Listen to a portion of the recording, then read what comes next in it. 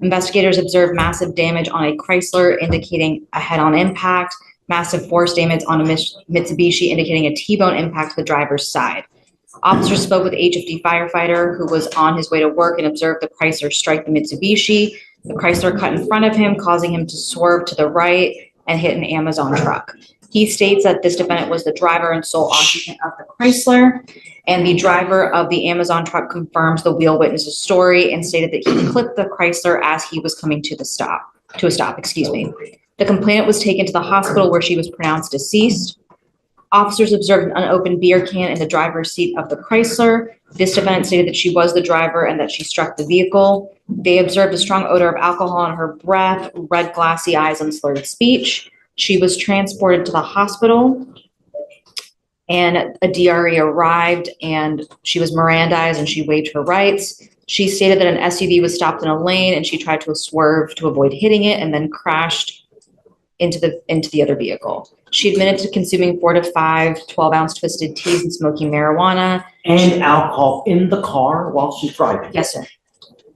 SFSTs were done. She scored 6 out of 6 on the HGN. She did not have vertical gaze nystagmus, and officers observed a lack of convergence. They were not able to do the walk and turn and one leg stand due to her injuries of a broken arm and sternum. There was a blood warrant and residual search warrant that were done, and her blood, Your Honor, came back at a 0.025 for ethanol, and she had, yes, 0.25, yes, sir. And then she had marijuana and cocaine in her system.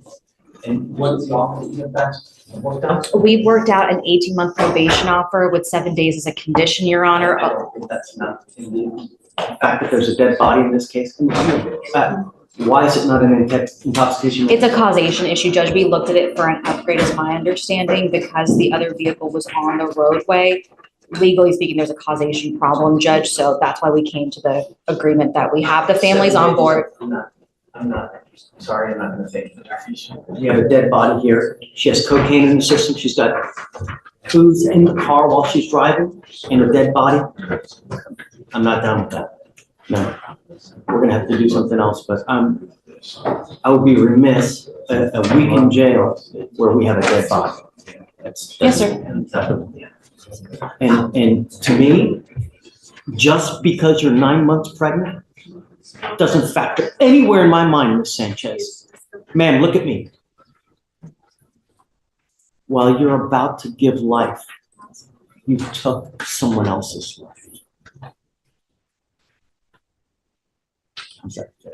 How many lives are now ruined because of this?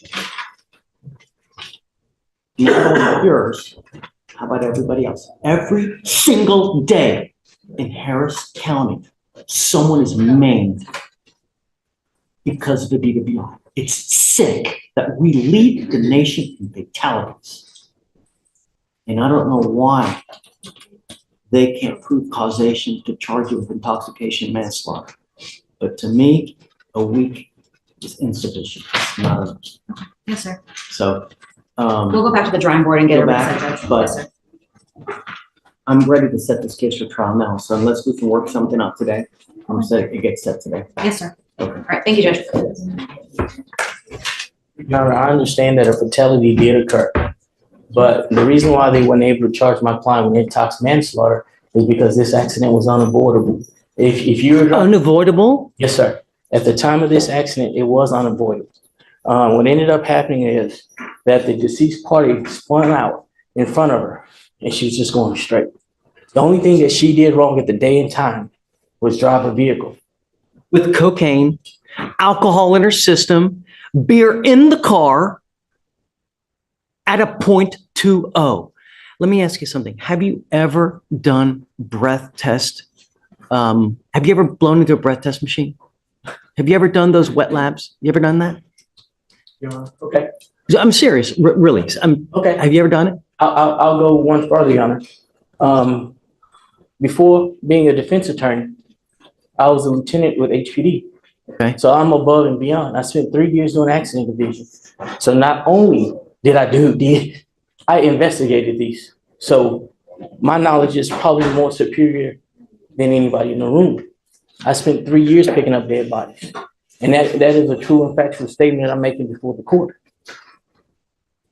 So yes, sir, I have. I did, as part of training when I was a defense lawyer, I went to these classes where we took the breath test machines apart, did all kinds of experiments, did these drinking wet labs where you drink and then you blow into the machine. And the one time we did it, we downed a bunch of booze and I blew into the machine and I was lit, right? And I blew a 14 and I was lit, man. And now all I did was I blew a 14, right? 0.14. She's at a 0.2. 0.025, Judge. 0.025. 0.02. Yes, sir. Okay. I thought you said 0.2. No, sir, no, it's 0.025 with the cocaine and THC. No, so she's not 3 times or 4 times over the legal limit, yeah?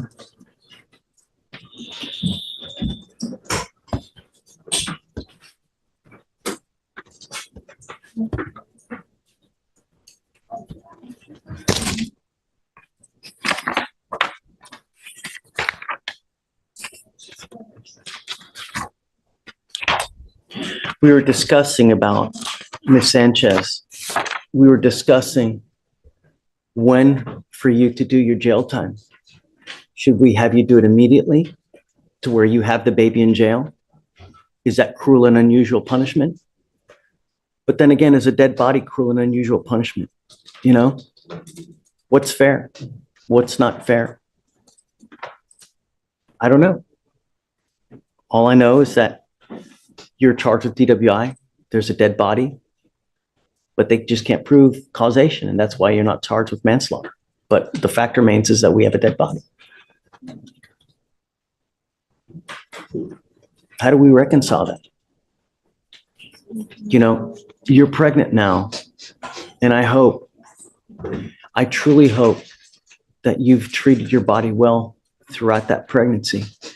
Because if you haven't, and you've used anything while you're on probation, you're guaranteeing yourself a life of babysitting of a potential baby that will have developmental, potential psychological, physiological issues that you'll have to babysit for the rest of your life, which is punishment in and of itself. It's not fun.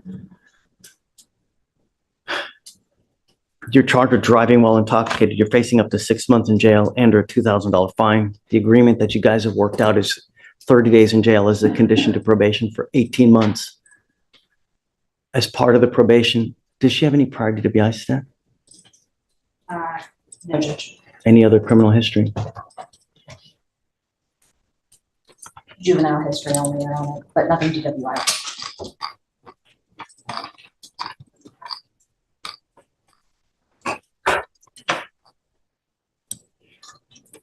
What all were you wanting done on the probation? Correct. Yes, sir. We are asking for DWI education class, a victim impact panel, guardian interlock, no refusal, no drugs or alcohol, random UAs, 80 hours of community service, and a $300 donation to MAP. Is this how you understand the conditions, Ms. Sanchez? I will keep you to it strictly. I'm going to monitor you myself. You will report to me here to the court so that I make sure everything gets done well. If you are not in compliance, I will issue a warrant for your arrest. You will be put into jail, and then you'll be facing up to 180 days in jail. If you test positive for alcohol or any kind of drugs, I will put you in a treatment facility in the jail. Do you understand, ma'am? No alcohol, no dope, no driving. You must have what does she have now? Does she have a scram right now?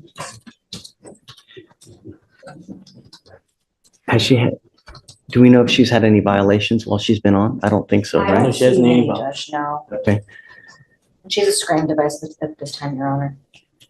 We're gonna have to figure out something about as far as the baby situation with the interlock or with the portable device. I will follow the state's agreement here. But like I said, I'm keeping you close to me. From now on, you'll be facing a minimum of 30 days in jail if you ever pick up another DWI. Do you understand? You give up the right to a trial, right to compel witnesses to testify on your behalf, confront and cross-examine your accusers. If you're not a citizen, if possible immigration consequence, you can be deported, excluded from the country, denied naturalization under federal law. Hey, if you can do the repeat offender, do you get the education class? Did you say victim impact panel? That's right. How many? One. One victim impact panel. You will be required to do a TRAS, which is an evaluation to see what other conditions you may need. You must fulfill those conditions. Guardian interlock, no drugs, alcohol, random UA. When are you set to deliver, ma'am? What day? August 28th. When do you think we should do the time? If I could request anything, Your Honor, it'd be the beginning of the year, in January 2025, the start of the year. That gives her time to nurse her baby and everything else. She must get it done within 6 months. Okay. All right, ma'am, how do you plead to the offense, guilty or not guilty?